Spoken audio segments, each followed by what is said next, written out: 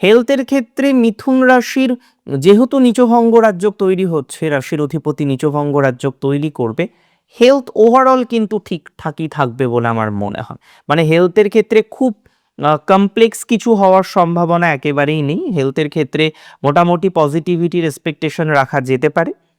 তবে প্রবলেম আছে অন্য জায়গায়। আপনি যদি বলেন কোন জায়গায় প্রবলেম আছে, তাহলে বলব মেন্টাল হেলথের ক্ষেত্রে।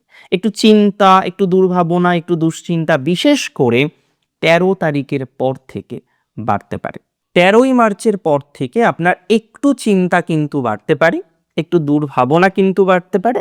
বাট সেটা খুব ফ্যাটাল কিছু আমার কিন্তু একদমই মনে হয় না।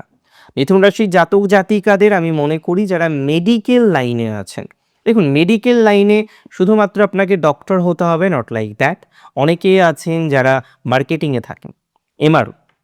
তাছাড়াও আমরা দেখেছি মিথুন রাশির মধ্য থেকে প্রচুর জাতক জাতিকা থাকেন যারা কিন্তু সেলস অ্যান্ড মার্কেটিংয়ে যুক্ত। সেটা শুধুমাত্র মেডিকেল লাইনে নয়, বিভিন্ন রকম বিষয়ের সেলস অ্যান্ড মার্কেটিংয়ে মিথুন অত্যন্ত দক্ষতার সাথে এগিয়ে যেতে পারে।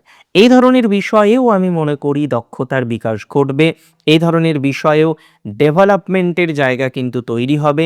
সিচুয়েশন অনেকটাই ইমপ্রুভ হতে পারে বলে আমি অন্ততপক্ষে মনে করছি।